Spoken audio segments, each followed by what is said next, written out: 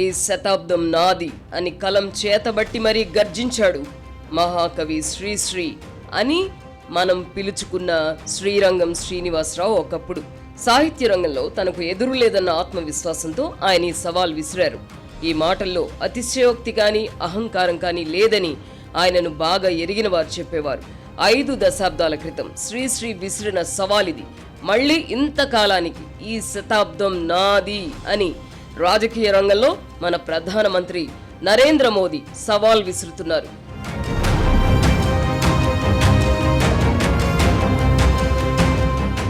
తనను కలిసిన రాజకీయ ప్రముఖుల వద్ద ప్రధాని ఈ మాటలు అన్నారట.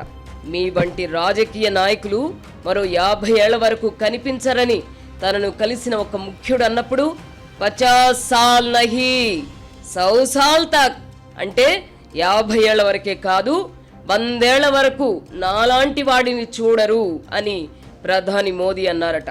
దేశ రాజకీయాల్లో తనకు ఉన్న పట్టు గురించి చెప్పడానికి ఆయన ఈ మాట అని ఉంటారు. ఈ మాటల్లో అతిశయోక్తి ఉందో లేదో తెలియదు. నిండైన ఆత్మవిశ్వాసంతో నరేంద్ర మోదీ ఈ మాట అని ఉంటారు. ఎందుకంటే వర్తమాన రాజకీయాల్లో ఆయనను ఢీకొనగల నాయకుడు కనిపించడం లేదు. రాజకీయాల్లో తన ప్రభావం 100 ఏళ్ల పాటు ఉంటుందని చెప్పడానికి మాత్రమే ఆయన పరిమితం కావడం లేదు. అందుకు అనుగుణంగా చర్యలు కూడా తీసుకుంటున్నారు, కార్యాచరణ రూపొందించుకుంటున్నారు. ఈ క్రమంలో రాజకీయాలలో అనేక వ్యూహాత్మక మార్పులకు ప్రధాని మోదీ శ్రీకారం చుట్టబోతున్నారు. 3వ పర్యాయం ప్రధానిగా బాధ్యతలు చేపట్టిన ఆయన మరో 2 పర్యాయాలు ప్రధానమంత్రిగా ఉండాలని కూడా కోరుకుంటున్నారట. ప్రస్తుతం మోదీ వయస్సు 75 ఏళ్లకు పైబడింది. మరో 2 పర్యాయాలు అంటే ఆయన వయస్సు 90 ఏళ్లకు చేరుకుంటుంది. దేశాన్ని సుదీర్ఘకాలం పాటు పాలించిన ప్రధానమంత్రిగా చరిత్రలో నిలిచిపోవాలన్నది బహుశా ఆయన అభిలాష అయి ఉండవచ్చు. ఆయన ఆకాంక్ష నెరవేరుతుందో లేదో ఇప్పుడే చెప్పలేం గాని రాజకీయాలలో తనకు ఎదురు లేకుండా చేసుకోవడానికి వీలుగా మాత్రం ప్రధానమంత్రి అనేక మార్పులకు శ్రీకారం చుట్టబోతున్నారు.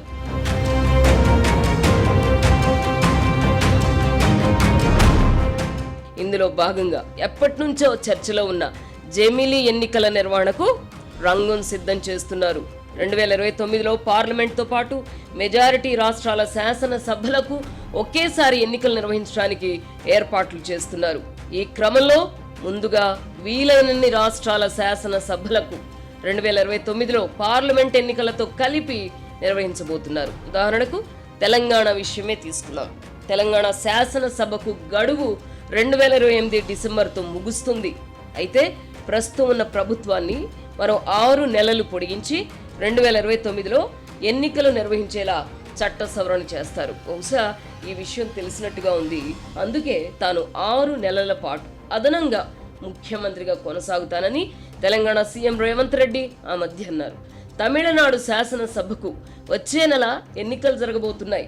జమిలీ ఎన్నికల నిర్వహణ కోసం చేపట్టబోతున్న చర్యలలో భాగంగా 3 ఏళ్ల కాలాన్ని పూర్తి చేసుకునే తమిళనాడు వంటి రాష్ట్రాల శాసనసభలకు గడువు ముగియకపోయినా 2029లోనే ఎన్నికలు జరుపుతారు. మొత్తం మీద దేశవ్యాప్తంగా అన్ని రాష్ట్రాల శాసనసభలకు 2034లో జమిలీ ఎన్నికలు నిర్వహించే విధంగా చట్టంలో మార్పులు చేయబోతున్నారు. జమిలీ ఎన్నికల కోసం ప్రధాని మోదీ ఎందుకింతగా పట్టుబడుతున్నారంటే కారణం లేకపోలేదు.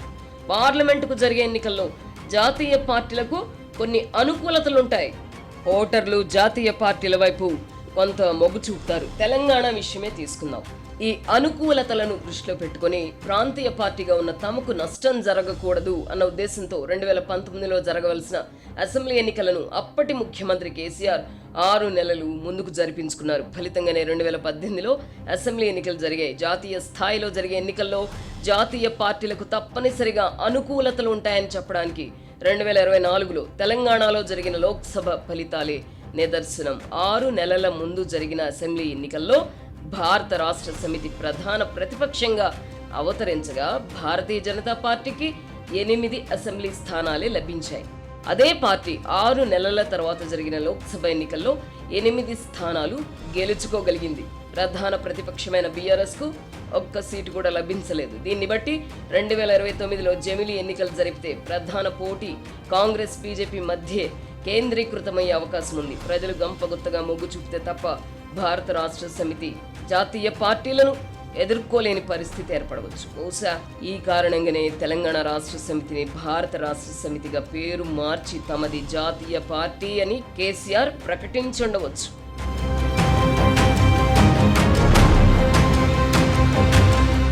నగరం శరవేగంతో పెరుగుతుంది, పిల్లలు పెరుగుతారు. అలా పెరిగిన మహానగరంలో మన పిల్లలకంటూ ఒక మంచి ఆస్తి కావాలి కదా. అలాంటి ఆస్తి కోసమే స్వర్గసీమ వారి అమేయ ఎక్స్టెన్షన్.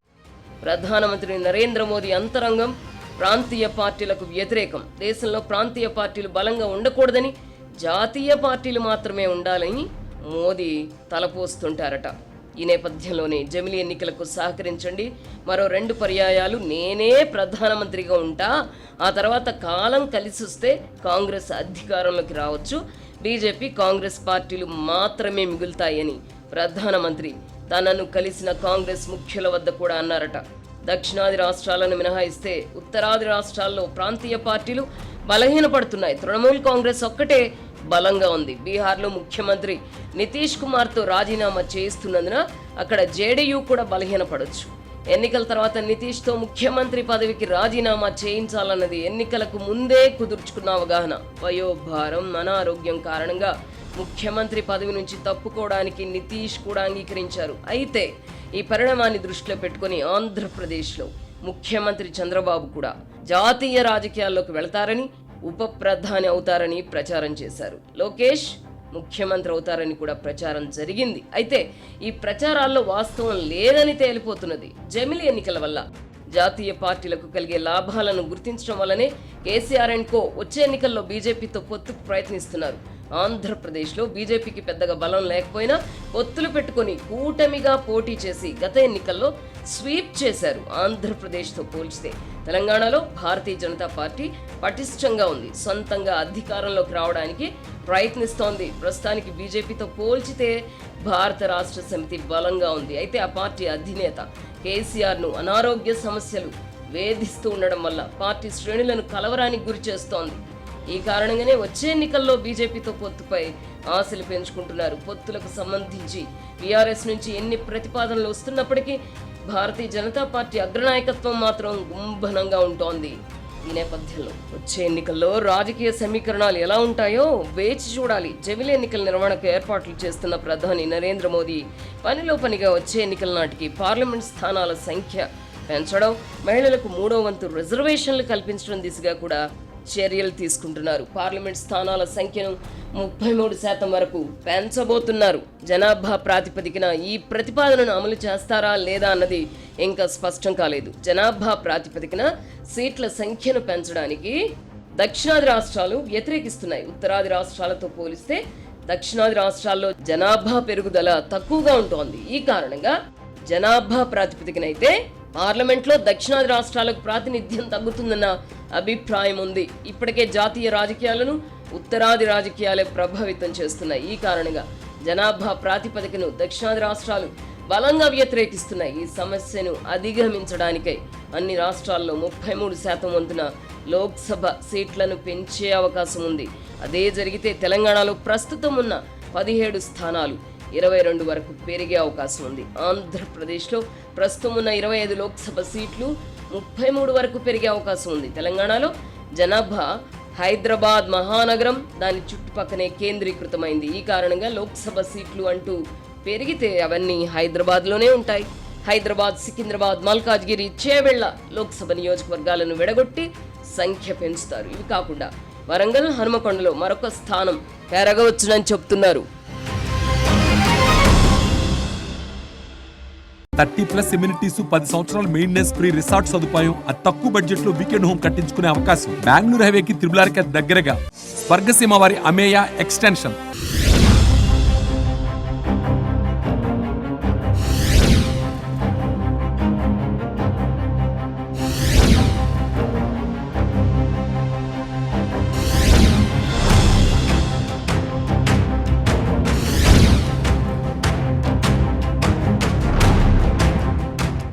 పార్లమెంట్ స్థానాలతో పాటు ఆంధ్రప్రదేశ్, తెలంగాణ రాష్ట్రాల్లో శాసనసభ స్థానాలను కూడా పెంచబోతున్నారు.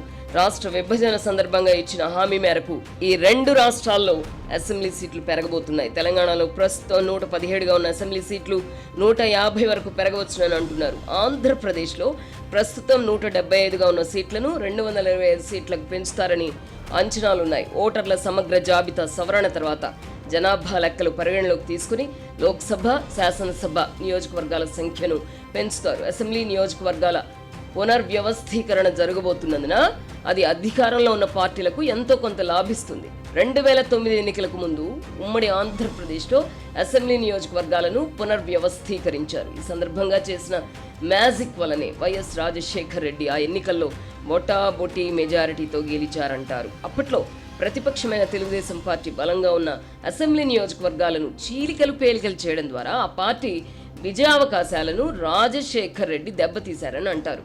తెలుగుదేశం పార్టీ బలంగా ఉన్న నియోజకవర్గాల్లోని కొన్ని ప్రాంతాలను ఇతర నియోజకవర్గాల్లో కలిపారు. ఇప్పుడు తెలంగాణలో అధికారంలో ఉన్న కాంగ్రెస్ పార్టీ, ఆంధ్రప్రదేశ్లో అధికారంలో ఉన్న కూటమి పార్టీలు కూడా ఈ దిశగానే చర్యలు తీసుకునే అవకాశం ఉంది. అసెంబ్లీ నియోజకవర్గాలు అంటూ పెరిగితే తెలంగాణ రాష్ట్రంలో హైదరాబాద్ మహానగరంలోనే ఎక్కువ పెరుగుతాయి. ఈ కారణంగానే ముఖ్యమంత్రి రేవంత్ రెడ్డి హైదరాబాద్ పై ప్రత్యేక దృష్టి పెడుతున్నారు. మూసీ సుందరీకరణ ప్రాజెక్ట్ కూడా ఇందులో భాగమే. హైదరాబాద్ మహానగర పాలక సంస్థను ఇప్పటికే 3గా విభజించారు.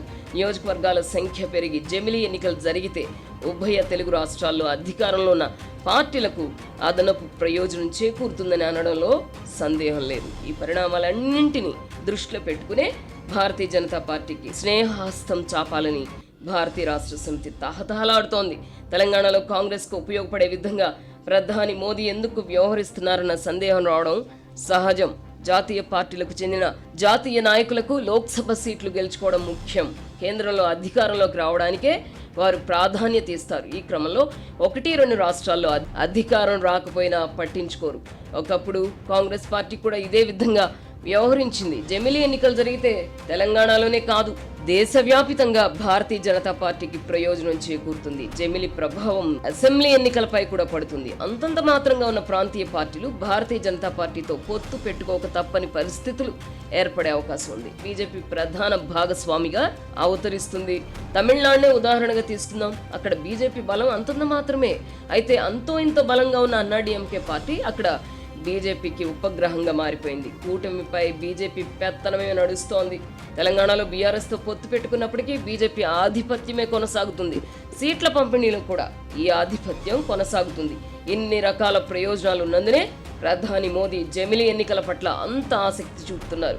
కాలక్రమంలో ప్రాంతీయ పార్టీలు లేకుండా చేయడం, భారతీయ జనతా పార్టీని అజేయ శక్తిగా నిలపడం అనే 2 లక్ష్యాలతో జమిలీ ఎన్నికలకు ప్రధాని శ్రీకారం చుడుతున్నారు. ఇక మహిళా రిజర్వేషన్ల విషయానికి వద్దాం. చట్టసభల్లో మహిళలకు రిజర్వేషన్లు ఉండాలన్న డిమాండ్ ఎప్పటి నుంచో ఉంది. రాజకీయ పార్టీలు ఈ మేరకు హామీ ఇవ్వడం మినహా చట్టం చేయడానికి చొరవ తీసుకోలేదు. ముసాయిదా బిల్లులను రూపొందించి కూడా కోల్డ్ స్టోరేజీలో పెట్టారు. ఇప్పుడు ప్రధాని మోదీ చట్టసభల్లో మహిళలకు 33% రిజర్వేషన్లు కల్పించాలన్న కృత నిశ్చయంతో ఉన్నారు. ఇది అమల్లోకి వస్తే మహిళలలో ఆయన పట్ల ఆదరణ అమాంతం పెరుగుతుంది. ప్రజల సైకాలజీని గమనించే మోదీ ఆ దిశగా చర్యలు తీసుకుని రాజకీయాల్లో అనుకూల ఫలితాలు సాధిస్తూ వస్తున్నారు. 3 తలాక్ విషయమే తీసుకోండి. నోటి మాటగా ముస్లిం పురుషులు తమ భార్యలకు విడాకులు ఇవ్వవచ్చు. ఈ వ్యవహారంపై ముస్లిం మహిళల్లో అసంతృప్తి, ఆవేదన గూడు కట్టుకునున్నాయి. అది గమనించిన ప్రధాని మోదీ 3 తలాక్ చల్లదంటూ చట్టం తెచ్చారు. ఈ కారణంగానే ముస్లింలు అధిక సంఖ్యలో ఉన్న నియోజకవర్గాల్లో కూడా బీజేపీ గెలుస్తోంది. అంటే ముస్లిం మహిళల మనస్సు గెలుచుకున్నారు మోదీ. ఈ నేపథ్యంలో మహిళా రిజర్వేషన్లు కూడా చూడాలి. ఉత్తరాదికి చెందిన ప్రాంతీయ పార్టీల మొండితనం వల్ల గతంలో మహిళా రిజర్వేషన్లు చట్టరూపం దాల్చలేదు. ఇప్పుడు సదరు ప్రాంతీయ పార్టీలు ప్రధాని మోదీని నిలువరించే స్థితిలో లేవు.